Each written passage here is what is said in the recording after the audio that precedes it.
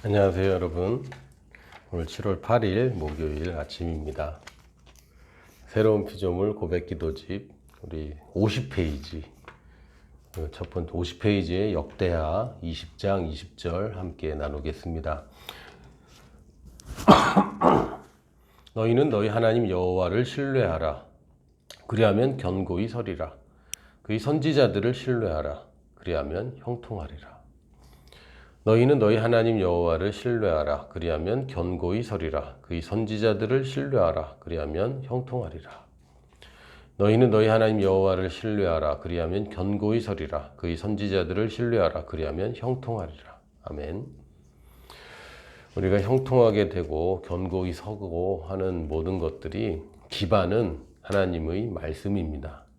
하나님을 신뢰하는 것, 어떻게 신뢰하죠? 그분의 말씀을 신뢰하는 것이죠. 그분은 좋은 분이야. 근데 그걸 어떻게 알아요? 하나님 좋은 분이라고 말씀에 기록되어 있으니까 아는 것이고, 하나님이 날 이렇게 하실 거야. 어떻게 압니까? 하나님의 말씀에 그렇게 써놨기 때문에 우리가 그것을 믿고 신뢰하는 것입니다. 그러니까 즉 여호와를 신뢰하는 것은 즉 하나님의 말씀을 신뢰하는 것이고, 지난 시간에 잠깐 얘기했지만 하나님의 말씀이 있는 곳은 무조건 하나님의 임재가 있습니다. 그렇게 여기시기 바랍니다. 하나님의 임재는 감정 때문에 또 예배의 감동 때문에 임재가 있고 없고, 오늘은 임재가 충만했어. 하나님의 임재가 강하고 약하고는 사실 내가 결정하는 것이지, 하나님이 뭔가 크게 더 임재하고, 물론 하나님의 목적에 의해서 기름 부음이 넘치게 될 수도 있습니다. 그러나 전혀 무미건조한 그런 상황에서도 여러분은 하나님의 임재를 여러분이 끌어당길 수 있습니다. 누군가 사람이 중요한 것이고, 사람이 그 하나님의 임재를 가져오는 매개체이지, 어떤 물건이나 어떤 재단이 하나님의 임재를 가져오는 거 아니죠. 누군가가 하나님을 사모하는 그 사모함이 하나님의 임재를 강하게 끌어들이기도 합니다. 그러나 일단 그런 사람이 나를 도와줄 것을 기대하기 이전에 나 스스로 하나님의 임재를 내가 강하게 끌어당기는 것이고, 그것을 우리는 말씀을 통해서 언제든지 우리가 할 수 있습니다. 하나님의 말씀에 하나님의 임재가 있기 때문에, 여러분 하나님의 임재가 필요합니까? 하나님의 말씀을 듣고 말하기 시작하십시오. 특히 이 새로운 피조물 고백 기도집이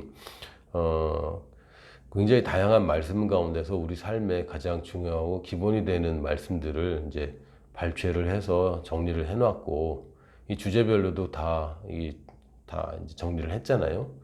여러분이 필요한 분야에서 하나님의 임재를 끌어당기는데 이 말씀을 고백하는 것은 늘 유효합니다. 큰 도움이 된다 정도가 아니라 늘 도움이 됩니다. 언제든지 하나님의 임재로 들어갈 수 있고, 우리가 여호와를 신뢰한다는 것은 하나님의 말씀을 신뢰하는 것이고, 그렇기 때문에 선지자들을 신뢰하라고 얘기하는 것입니다. 그 당시에 특히 이 구약의 시절에 누구나 성경을 가지고 있는 시절도 아니죠. 그리고 성경을 갖고 있다고 해도 누구나 다 읽을 수 있는 것도 아닙니다. 이 히브리어 성경이 자음으로만 쓰여 있어요. 그러니까 모음이 생략된 채 이제 양피지나 이런 데 기록이 되어 있는데, 그러다 보니까 초성 퀴즈 같은 것 생각하시면 좀 비슷할지 모르겠습니다. 일반인들이 교육받지 않은, 특별히 훈련되지 않은 사람들이 성경 텍스트를 보더라도 이게 어려워요. 그리고 이제 오해의 여지도 너무 많고, 그래서 특별히 이제 그런 기름 부음 받은 선지자들의 말은 굉장히 중요합니다. 하나님의 말씀의 통로이기 때문에. 죄송합니다. 여러분이 지금 섬기고 있는 교회의 메시지를 굉장히 중요하게 여기셔야 됩니다. 물론 여러분이 지금 섬기는 교회에 얼마나 큰 은혜를 받고 있거나, 또는 얼마나 담임 목사님이나 담당 교육자와 얼마나 가까운 관계를 가지고 계신지는 제가 판단할 수는 없지만, 목사가 중요하다 이 얘기 아닙니다. 성도가 중요합니다. 그래서 목사라는 통로를 여러분들이 잘 생각하셔야 됩니다. 왜? 통로기 때문에. 목사님의 모든 말이 다 나한테 해당된다, 그렇지는 않습니다. 그러나 하나님이 나에게 말씀하시는 통로 중에 우리 담임 목사님만큼 중요한 통로가 없다고 여겨야 정상입니다. 물론 내가 성경을 읽기도 하고 유튜브를 통해서 다른 목사님들 뭐 이렇게 말씀을 듣기도 하는데 그분들의 말씀은 여러분을 계획하고 주신 말씀은 아니잖아요. 그분은 하나님이 하라고 해서 하긴 하겠지만 여러분에 대한 책임을 지는 사람의 말은 아니죠. 그러나 여러분이 속해 있는 지역 교회의 메시지는 당신 때문에 지금 하는 말입니다. 목사님이 당신을 위해서 준비했고 또 여러분 복수라고 제가 표현 안 하고 그냥 당신이라고 표현했습니다. 뭐 불쾌하셨다면 죄송하지만 나 한 사람 때문에 하나님 말씀을 하는 거예요. 그렇기 때문에 내가 속해 있는 교회의 메시지가 굉장히 중요합니다. 때로는 나랑 주제가 상관없는 말씀을 하실 때도 있어요. 한 달째 메시지를 전하는데 한 달째 내가 관심 없는 분야거나 나랑 상관없는 분야가 될 수도 있어요. 예를 들면 뭐 자녀 교육에 대해서 뭐 그렇게 막 오랫동안 얘기를 하시는데 나는 지금 뭐 자녀는 다 컸고 내가 자녀 교육할 건 아닌데 그러나 거기에 여러분에 향한 메시지가 분명히 들어 있습니다. 이거를 믿고 가는 거하고 아닌 거하고는 굉장히 달라집니다. 여러분이 선지자를 신뢰하라는 것은 목사님이 잘못해도 꾹 참고 기다려라 뭐 이런 얘기하는 것도 아니고 선지자가 하는 말은 모든 것이 다 맞으니까 그렇게 하라는 얘기도 아니고 모든 것을 선지자한테 가서 물어봐라 그것도 아닙니다. 그러나 선지자는 나를 위해 존재하는 사람이라는 것을 여러분이 인정해야 되는 거죠. 선지자를 위해서 나한테 말씀하는 게 아닙니다. 이게 참 비극적인 거예요. 목사님이 교회를 위해서 말씀을 전하긴 하는데 목사님이 생각하는 교회가 목사 자신인 경우 심각한 비극을 초래합니다. 그럼 성도들을 조종하려고 하게 되고 성도들의 인생이 별로 중요하지 않게 자꾸 갈 수가 있어요. 그건 굉장히 위험하고 결과는 비극입니다. 왜요? 교회가 바로 서지 못하고 교회가 원래 하나님이 생각하셨던 그 모습이 아니라 엉뚱한 일을 하게 되거든요. 그래서 결코 목사는 성도를 조종해서는 안 됩니다. 그것이 아무리 얼마나 선하고 그럴지라도 예수님도 제자들 조종한 적 없어요. 제자들에게 명령하시긴 했지만 명령에 대한 순종과 불순종은 다 제자들이 자유의지였고 사실상 불순종하고 믿음 없이 계속 해왔는데 예수님 그거 끝까지 용납해 주셨죠. 그 교회에서 목사님이 목사님을 위해서 성도들을 절대로 이용해서는 안 됩니다. 근데 그런 일들이 이제 가끔 보이는 거예요. 제가 뭐 다른 교회 내부 속사정까지는 모르지만 결과적으로 이제 그런 케이스들을 굉장히 많이 보죠. 너무너무 위험하고 비극적인 일입니다. 이거 컨셉을 늘 바로잡아야 되는데 목사, 그러니까 오중직임이라고 표현하는데 사도와 선지자와 전도자와 목사와 교사는 성도를 위해 존재하는 것이지 성도가 목사를 위해 존재해서는 안 됩니다. 목사는 성도들을 섬기기로 결정한 사람들이고 거기서 그 섬김이 맨날 허드렛 일 하는 게 섬김이 아니죠. 섬김의 정의는 이 사람을 내 성공을 위해서 이 사람을 이용하는 것이 아니라 저 사람을 위해서 저 사람의 성공을 위해서 내가 일하는 것이 바로 섬김입니다. 그러니까 가르치는 사람은 가르치는 걸로 섬겨야지 가르치는 사람이 자기가 제일 잘 가르치는 사람인데 가르치는 것을 마다하고 설거지를 하고 있다. 그거는 잘못된 겁니다. 물론 같이 청소할 수 있고 같이 설거지 할 수 있어요. 그러나 가르치는 일을 더 잘하도록 하는 것이 사실은 이 사람으로 하여금 더 잘 섬기도록 하는 것이죠.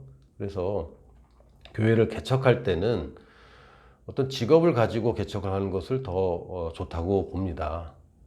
그래서 왜냐하면 뭐 지금 임대료도 낼 수가 없고 생활이 안 되는데 헌신한다고 그렇게 믿음으로 뭐 하나님이 그렇게 시키셨으면 그렇게 할 수밖에 없지만 그냥 그게 원칙인 줄 알고 그렇게 하면은 이제 곤란하죠. 예전에 교회 부흥기에는 그게 가능한 모델이긴 했지만 지금과 같이 이제 정리가 되고 있고 이제 뭐 그 허수들은 다 빠지고 거품이 꺼지고 있는 상황 아닙니까? 그러면 그때 거품이 불어나던 시절의 모델로 접근해서는 곤란합니다. 그래서 여러분 중에 혹시 하나님의 부르심을 입어서 전임 사역자가 되겠다고 이제 마음 먹으신 분이 계시다면 지금 있는 곳에서 전도하시고 지금 이 상황에서 제자를 만들기 시작해야 여러분들이 전임 사역까지 가는 것이지 뭐 신학교 나오면 전도할 수 있게 됩니까? 아니던데요. 전도 더 못하게 되던데. 왜? 제가 해봐서 알죠. 신학교 나오고 뭐 어쩌고 하다 보니까 안 믿는 친구들 만날 일이 없고요. 전도사 타이틀 딱 붙은 순간부터 사람들이 저를 이제 다르게 보기 시작합니다. 저 사람은 다른 사람. 동료가 아니에요. 전도하는데 더 어려워요. 전도된 사람 교육시키는 데는 좀 유리해집니다. 이런 타이틀들이. 그런데 일단 전도하고 제자 만드는, 그러니까 교회 개척에 있어서는 유리한 모델이 아닙니다. 개척되어 있는 교회에서 일하는 것은 신학교도 참 좋습니다. 그리고 전임 사역으로 시작하는 것도 참 좋은데 교회를 개척하는 입장에서는 이게 더 안 좋습니다.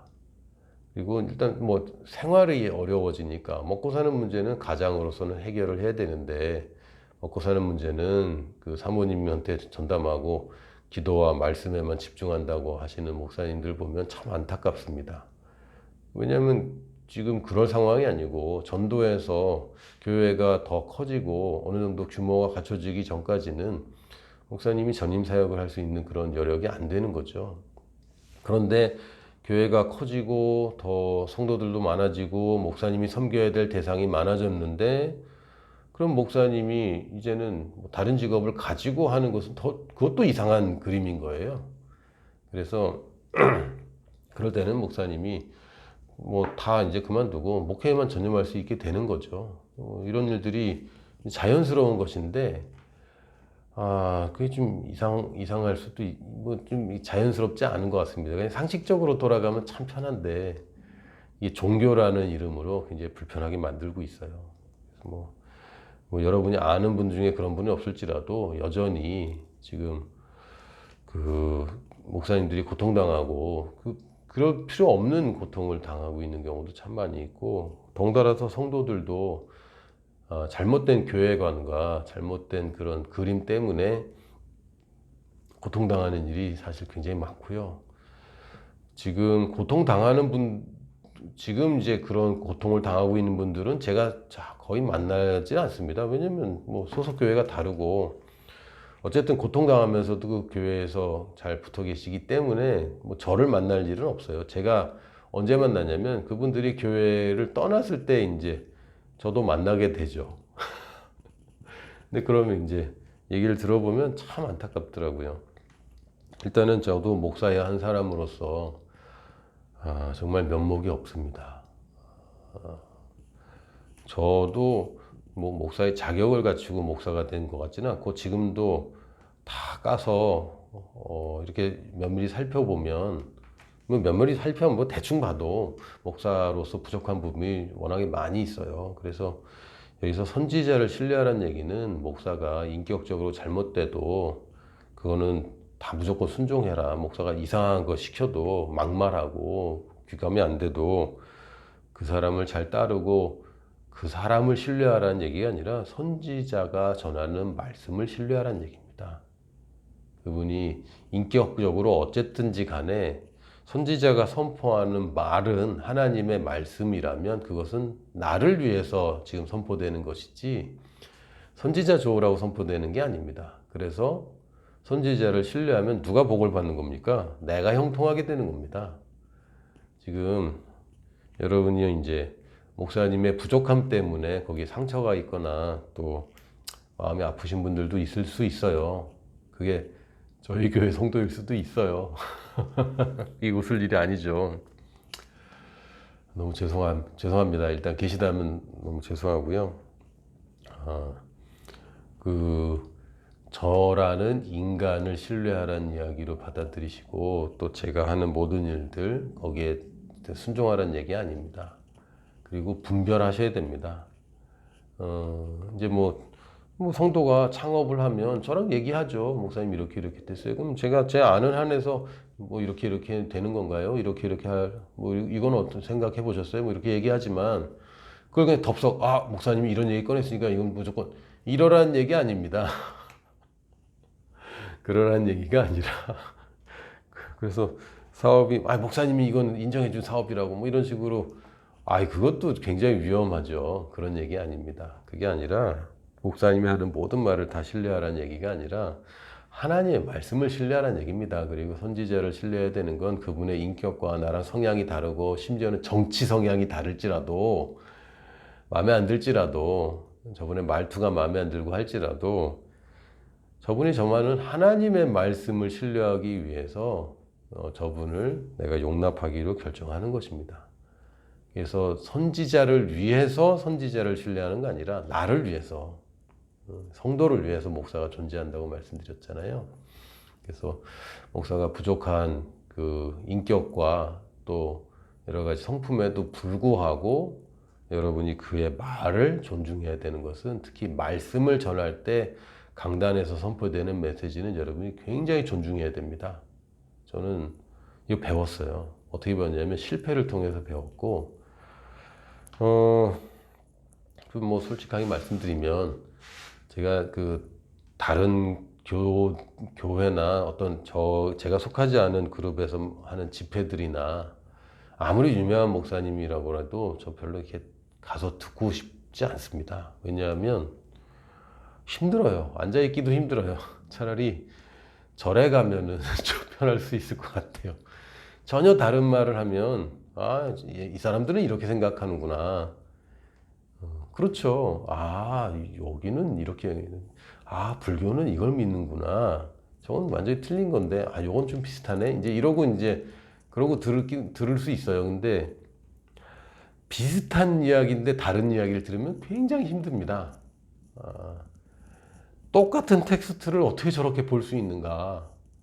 아주 막 화가 날 정도로. 그리고 또 저도 그 설교를 많이 하다 보니까 가끔은 저렇게 말하는 의도까지 막 보이고 막 그러면 너무 힘든 거죠. 막 판단하고 있고 저 단어를 쓰지 말고 이렇게 했으면 더 좋았을 텐데 뭐 이런 막 직업병이 돌고 있어서 힘들어요. 은혜 받는 시간이 아니라 막. 그런데도 참 신기한 것은요, 제 인생에서 큰 인사이트들 있잖아요. 그냥 인도받고 감동받고 이 정도가 아니라 완전 그 가치관을 뒤흔들고 방향을 바꾸는 말씀들은 의외로 또 그런 집회나 그런 목사님 메시지 속에서 발견되는 거예요. 이게 왜 중요하냐면 나랑 완전히 시각이 다른 분들의 입을 통해서 내 시각과 전혀 다른 메시지를 주실 수 있거든요. 그래서 제가 물론 찾아다니진 않지만 제가 가기로 한 또 이렇게 인도받아서 가게 된 어떤 메시지나 이런 걸 들을 기회가 있으면 정신을 바짝 차리게 됐습니다. 왜냐면 거기에 하나님이 나에게 해주신 말씀이 분명히 있어요. 분명히. 그걸 놓치면 내 손해라. 내 손해라. 제가 그 미국에 아이합이라는 데가 있습니다. 전 잘 몰랐는데 제가 소속한 이 선교 단체에서 거기에 선교사님들이랑 다 모여서 그때 한 달 넘게 거기서 합숙하면서 훈련을 받은 적이 있어요. 그 당시에 그 가르침이나 이런 것들 나쁘지 않았습니다. 지금은 제가 잘 몰라서 말씀드리기 조심스러운데 지금도 나쁜 소리 제가 들은 건 별로 없는 것 같은데, 물론 말세에 대해서 저랑 관점이 다른 부분도 있고, 저는 어떻게 배웠냐면 생선을 받으면 가시는 발라내고 먹으란 얘기지 가시까지 다 먹으라고 누가 생선을 주냐. 그리고 저희 스승님들이 가시를 아주 잘 발라 드시는 분이라 이분들 전혀 문제 없으신 분이에요. 다른 사람들은 이걸 가시가 있는 걸 줬다고 막 하는데 그건 어린애들이 그러죠. 저 어릴 때 생선 싫어했어요. 가시 많아서. 근데 지금 생선도 좋아합니다. 가시 많아도. 발라 먹으면 되니까. 맛있는 거 있잖아요. 근데 어쨌든 가서 훈련을 받으면서 제일 좋았던 것은 말씀은 크게 저한테 새로웠던 건 별로 없었고요. 그 아이합에 있을 때 느꼈던 게 이분들이 얘기는 안 하지만 대부분의 가르침은 케네스 해긴 목사님의 가르침에서 벗어나지 않더라.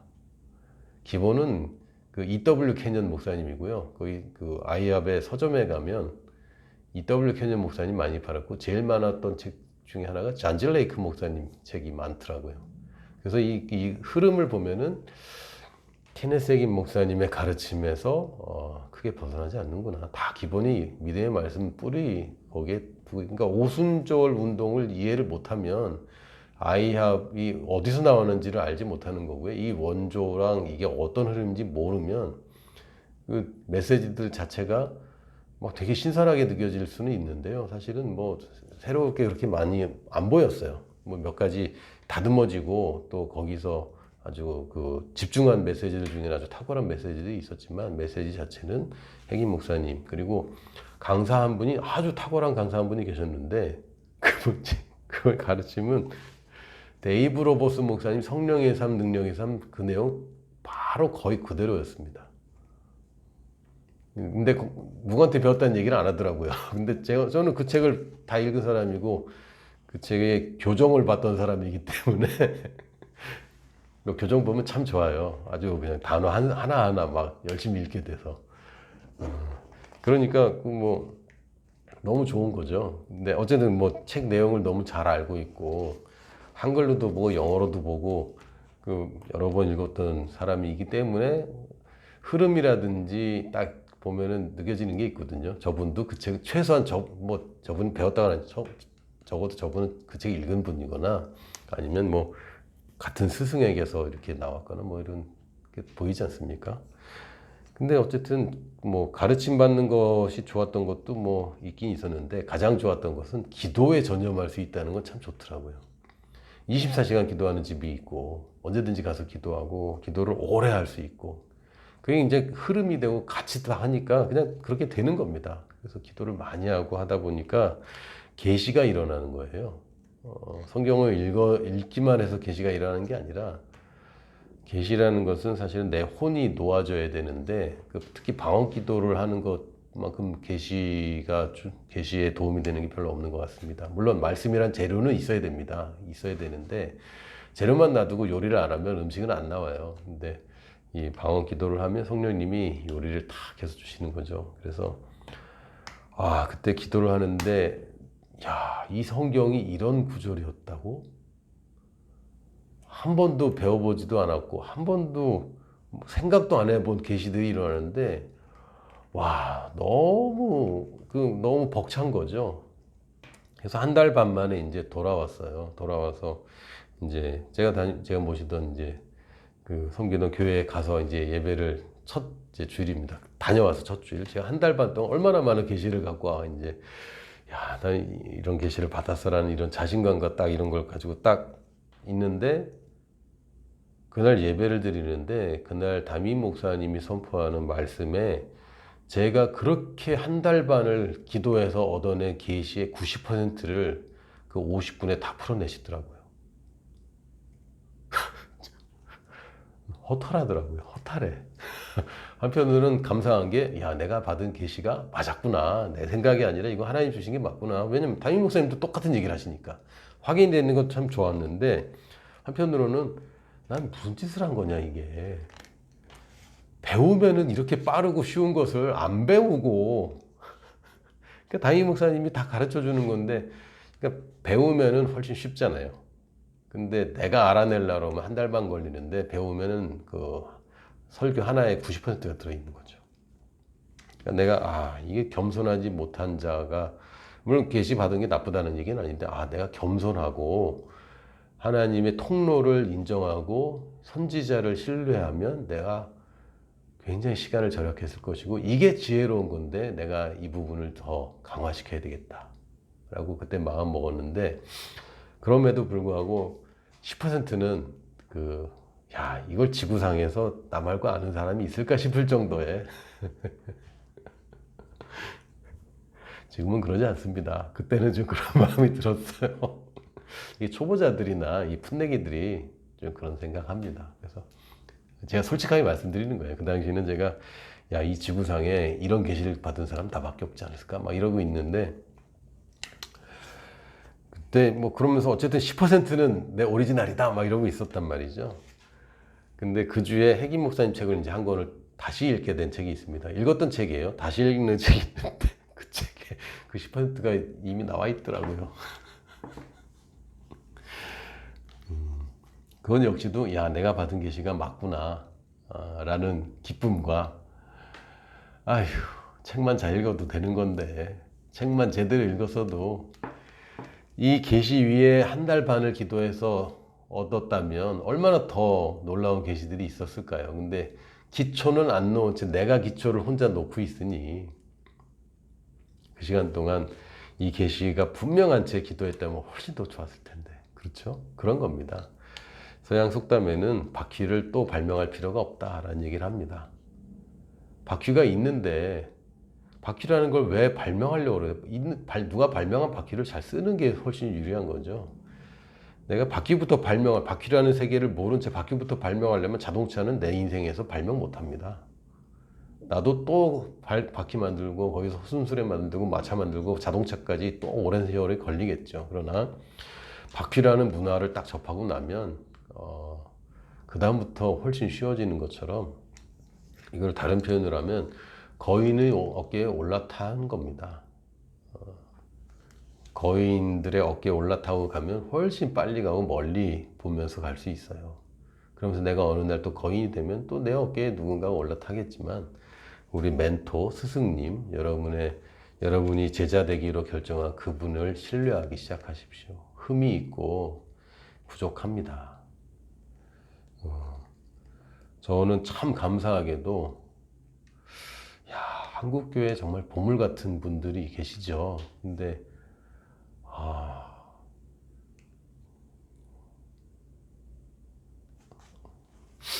죄송해요.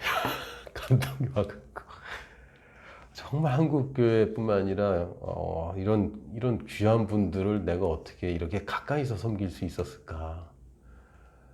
제가 뭐 그분들의 수제자고 뭐 내가 1등 제자라는 말은 못합니다. 사실 그렇지도 않을 것 같고 그러나 어찌됐든 간에 저한테 이분들의 삶을 볼 수 있는 그냥 강단에서 메시지 듣는 정도가 아니라 그냥 삶을 볼 수 있는 그런 기회가 있다는 것이 지금 너무 감사해요. 너무 감사하고 이런 거인들을 내가 모시고 있을 때 어떻게 좀 더 그렇게 잘하지 못했을까? 이분들을 더 신뢰했더라면 더 좋았을 텐데 지금도 신뢰합니다만 지금 이제 나이 먹어 독립한 처지라 좀 그렇습니다. 가까이 있다 보면 우리 스승님들의 엉뚱한 부분도 보게 되고요. 사실은 부족한 부분도 봅니다. 당연하죠. 완벽한 사람이 어디 있겠어요. 부족한 부분들이 있습니다. 그러나 그분을 위해서 내가 순종하고 그분을 위해서 내가 희생하는 거 아니죠. 나를 위해서 그분을 섬기면 그 하나님 말씀의 통로가 되시는 분들은 여러분이 신뢰해야 됩니다. 그분에게 밥 사주란 얘기 아니고 그분들한테 뭐 옷 사주란 얘기 아닙니다. 이게 이제 뭐 좋은 태도이긴 하지만 그 목사님 밥 맛있는 거 사주시면 하나님 복 받는다고. 그거는 이제 원리는 빼놓고 결과적인 것만 얘기하는 건데 그렇다고 뭐 신뢰하지도 않고 말씀을 잘 듣지도 않으면서 밥 한 끼 사줬다고 뭐 이렇게 되는 건 아니에요. 그분을 신뢰하고 그분을 귀하게 여기면 뭐 밥도 같이 먹는 거고 그런 것이지 물질적으로 뭐 섬긴다고 내가 형통하게 되는 거 아닙니다. 하나님의 말씀입니다. 하나님은 나에게 치유를 주시는 게 아니라 하나님 말씀을 주시죠. 이 크리스 오야클레멘 목사님이 선언인데 정말 대단합니다. 그게 정말 맞죠. 하나님 말씀을 주시고 말씀에 그게 다 들어 있습니다. 그러므로 그 말씀의 통로들을 신뢰하지 않고 그 말씀을 신뢰할 수 없는 거예요. 그래서 그 통로인 하나님을 신뢰할 뿐만 아니라 그 통로인 선지자들도 신뢰하라고 가르치고 있고 그것은 저에게 굉장히 중요한 가르침입니다. 자, 어쨌든 우리는 형통하기로 되어 있는 사람이에요. 우리는 49페이지부터 51페이지까지 함께 고백하겠습니다. 형통은 나의 것입니다. 우리 주 예수 그리스도의 은혜를 너희가 알거니와 부요하신 이로써 너희를 위하여 가난하게 되심은 그의 가난함으로 말미암아 너희를 부요하게 하려 하심이라. 하나님이 능히 모든 은혜를 너희에게 넘치게 하시나니 이는 너희로 모든 일에 항상 모든 것이 넉넉하여 모든 착한 일을 넘치게 하게 하려 하심이라. 심는 자에게 씨와 먹을 양식을 주시는 이가 너희 심을 것을 주사 풍성하게 하시고 너희 의의 열매를 더하게 하시리니 여호와께서 요셉과 함께 하심으로 그가 형통한 자가 되어 그의 주인 애굽 사람이 집에 있으니 너희는 너희 하나님 여호와를 신뢰하라 그리하면 견고히 서리라. 그의 선지자들을 신뢰하라 그리하면 형통하리라. 나의 의를 즐거워하는 자들이 기꺼이 노래 부르고 즐거워하게 하시며 그의 종의 평안함을 기뻐하시는 여호와는 위대하시다 하는 말을 그들이 항상 말하게 하소서.